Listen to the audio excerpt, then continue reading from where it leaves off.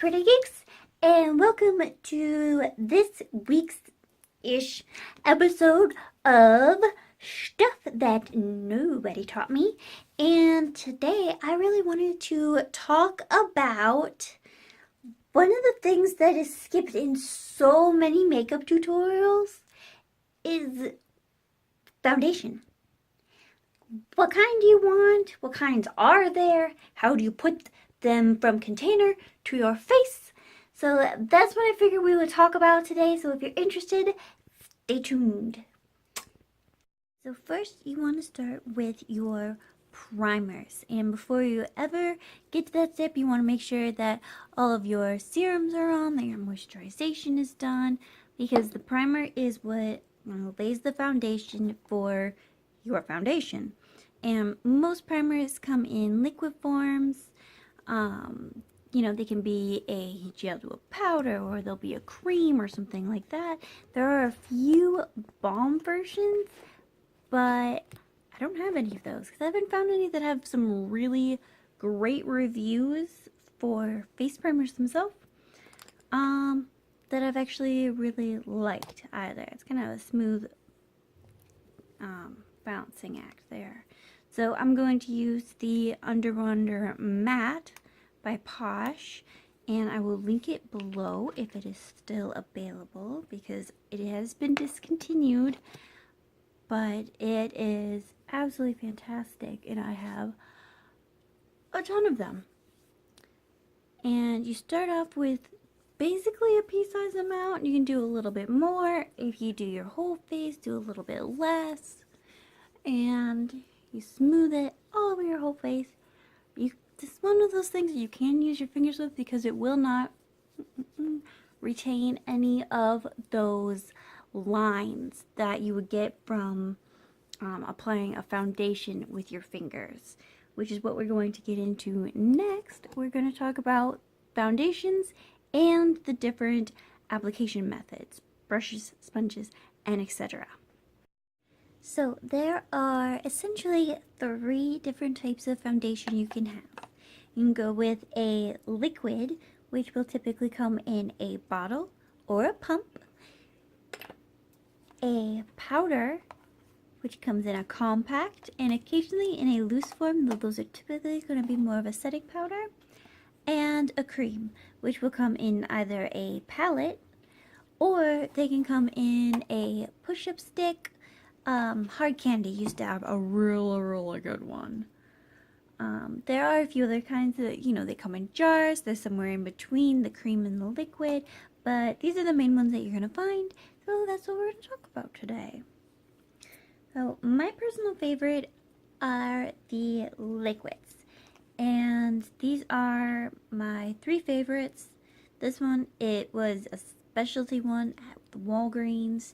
It was really nice and I kind of fell for it. Next is 17, which is a really great one. So if you're in the UK, this one is for you. And my final drugstore one is the Maybelline Fit Me, but in the matte and poreless. They have a few other formulas, and especially their dewy one, I cannot stand. It is the bane of my existence. It oxidizes and it gets kind of oily, and it's just not a good time. And talking. I usually use the powder ones to set any areas that are really rough because you don't want to do a whole powder foundation on top of a full foundation. So real quick, I will describe how to use the creams. I don't use it much. You can see I actually use this one for face painting, for getting a good base. And you are almost exclusively going to use a packed brush type, which this one from Wet n Wild is really awesome actually. It's got a really soft feel. It has a really nice taper to it, so you don't get any harsh lines. So if you are building a kit, we'll go with a palette like this and a flathead brush. It's really easy to pick up just enough product, and it applies really smoothly like that. If your palette tends to get kind of dry, then put a face oil on it. I really like the Posh versions and the Declure formula Declure. I just have tiny samples because it's like $70 a bottle, and that ain't happening. That's just not a real thing. And you're going to be very careful when you apply these because they do tend to settle in fine lines and wrinkles like that. But you can apply them in, let's go with a darker color so you can see really well. Oh, you're just going to blot your brush, kind of pull away slightly, but you don't want to drag in because you don't want to kind of work in there too much. And you're going to use that same motion to apply. You don't want to streak it on because you'll get these nasty, nasty lines. But if you blot on, you'll get more of an airbrushed sort of finish, and it comes out really nice. I'm not sure how well that actually shows on camera. It looks lovely in person. Next, you can use different sponge types. If you really want to try out the Beauty Blender type, I would advise grabbing a knockoff version first because they are pretty pricey. You want to see if they feel good in your hands. That being said, definitely go for one of quality. There's a big difference between the ones that are like $1 a piece and the ones that are, say, $7 a piece. And always, always, always look at your reviews. And they tend to work really beautifully. Da-da-dum. Whereas, I'm just going to put a pump there. And it will dab right on, use a nice smooth motion, and this is what they mean by bounce, because the nicer quality ones will have enough spring to them once they are wet to bounce up and down, up and down, up and down, and they will have a lot of different kinds, will have different angles to them. So like I like this round flat edge if I'm blending blush lines, especially. I love a really bright blush, but it's also, you want to point it in so you can get into all these little cracks and crevices and everything. There's also the traditional beauty sponges. They're on a little wedge. No, don't put it on her face.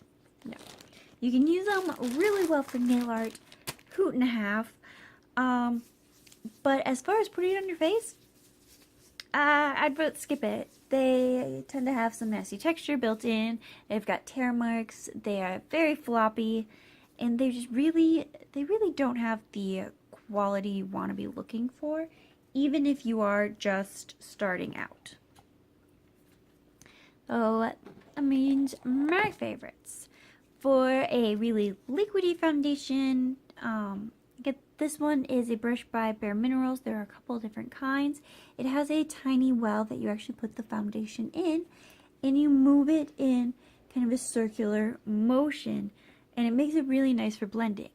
However, the thicker cream foundations, even just the regular pump bottle ones, I feel like they don't go on evenly. You want something that's very liquidy, like the Bare Minerals Dropper Foundation. The brush was made for that, and it kind of only works for that. Next, we have these lovely compacted brushes, which they are great. They're great for a nice seamless line, but they are a pain in the arse to clean. Just, if you don't have the opportunity to clean them a lot, or if you're traveling with them a lot, I would go with a skip. One of my favorites to work with are actually an e.l.f. brush. I haven't even found like a larger name. What am I saying? Words. Anyway, even for being as cheap as they are absolutely fantastic, and they are a type of stippling brush where they are pretty dense in this black part, but these whites that shoot on through here, they are very light and thin, and it really glides over the face well. And they come in a ton of different sizes. You can actually get a full set of them, super duper cheap, and you'll probably want to get a set because the smaller ones make it easier to get into the smaller areas of your face. So before we get into application, I want to talk just real quick about foundation mixers, because sometimes you can find a formula that is gorgeous. I mean, it works well, it doesn't oxidize, it doesn't fade, doesn't flake, doesn't skip, but they have no colors for you. They have none at all. And it's shitty, but it happens. So there are two different mixing products that I really recommend. One is by Lush. I use the Jackie Oats if I'm really pinky and reddy on like my neck and my chest and I don't feel like body painting myself. Or the light yellow if I find a really good light foundation that I need to bring in some extra yellow tones. Sometimes they can be a little bit too pink on me, which this light is not doing very well at showing that I'm not actually pink colored. Got too many light sources in here. Anyway, and the NYX Pro Foundation mixers, I use the white a lot. I use about a 1-to-1 balance, sometimes a little bit more. Because I am snow colored, which is probably why everything is reflecting colors against my skin. And as I mentioned, I love the Fit 10, I love the 17, and I can't remember what this one's fancy ass name was, color something. But there's just little things about each one that I'd like to change. This one, it does oxidize a little bit, and it doesn't last a super long time. Sometimes I feel like it can get a little bit textured as the day goes on. But this one, a little bit too wet. This one, a little bit too dry. So these ones are my absolute favorite to mix. They do 1 pump of each color, and then I match that amount with the white, which can seem a little bit like a chemistry lesson, but you get used to it, and honestly it goes so fast, and it's really nice to be able to match what kind of flush you are looking for in that day. Alright, that's an easy bit better. So I'm actually going to use the e.l.f. brush, and you can use a palette or the back end of your hand. I'm assuming that you washed your hands before you started this little adventure. And one of the things I love most about these brushes is that they are so easy to do that you really can't mess it up. So these are my absolute favorite to actually bring to work if I'm sitting at my desk and I've been running super late. This is what I'm doing my makeup with, because you can do it so fast and you're just making little circle motions inside of big circle motions.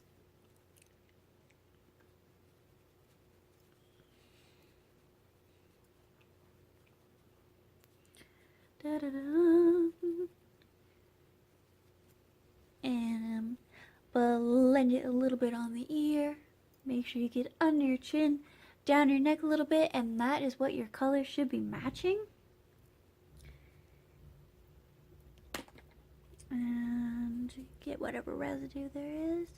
I'm just going to blend it in the eye area, because even if you're going to put concealer on, you want to make sure that your base is still super smooth.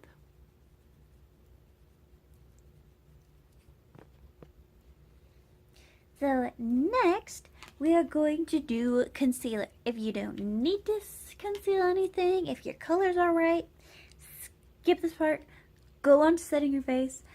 But I've got some uneven skin tone right now and some remnants of prior demons. So the options you really have to work with are going to be pan concealers, which kind of a horse apiece, liquid concealers, which are really kind of the industry standard at the moment, and stick concealers, which the ones that look like little lipstick tubes, the cheaper ones, they drag, they pull, skip them, don't bother. The NYX ones, these ones in particular, they are the incredible waterproof concealers. I absolutely love them, and they are amazing for really fair skin. Kind of with anyone with a medium to deep skin tone. So I'm actually going to do a mixture of the two, and if I can find my tiny brush, there we are. And I'm going to use the pan with that little blender brush again, and I'm just going to color correct my under eyes. Basically just putting some yellow under here. Ooh, that brightens it up so well, don't you think? Don't you think? And the Hard Candies version, I'm not a fan of the purple. It's very pinkish looking, and I don't need no more redness. I need some of this green. Blend away the redness. And this is a step that you can do before you put your foundation on if you know you're going to be doing it anyway. I'm just going to work it into these little areas. And then always blend. That was one of the things that I remember most about high school girls and makeup when I was going to school, is that nobody ever blended. Especially when put like half a face on and you just put a big old dab of concealer that doesn't match your skin tone, doesn't blend, isn't lighter than, it was nothing. It was just a mess. Now, you are probably going to need to put something sort of concealer on top of that. As the majority of the time, color correcting does not go on its own. The difference is if your concealer is still nice and moist and you are pale. Pale prompts. Otherwise, take just a little bitty dab. Don't apply it straight to your face. And, ooh, this one's separated a little bit. I'm not a fan of that.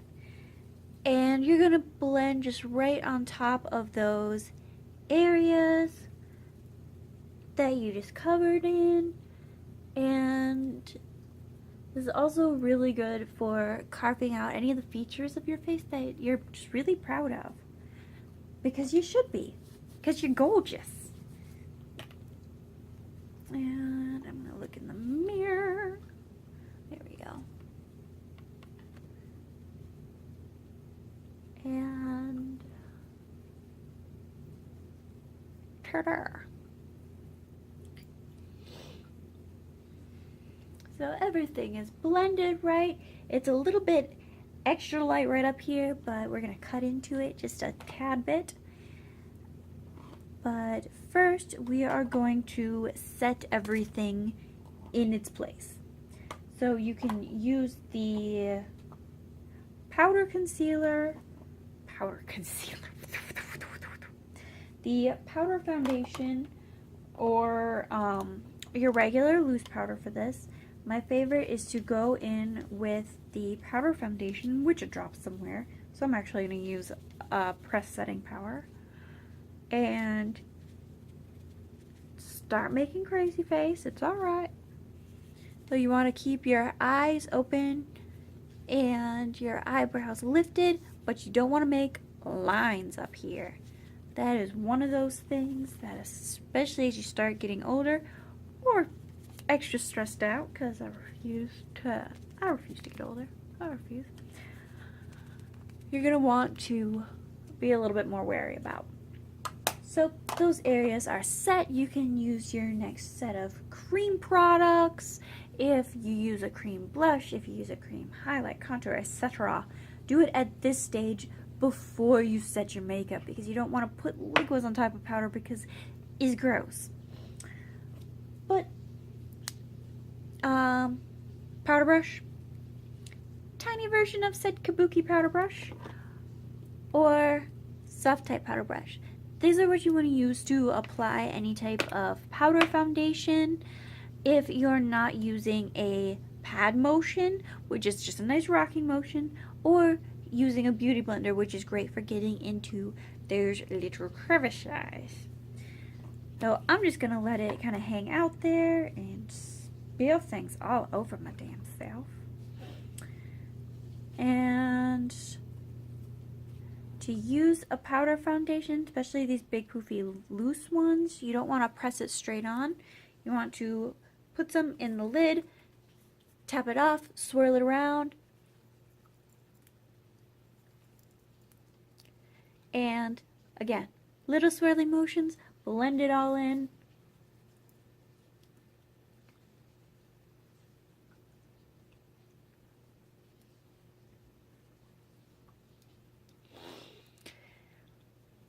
And that's it.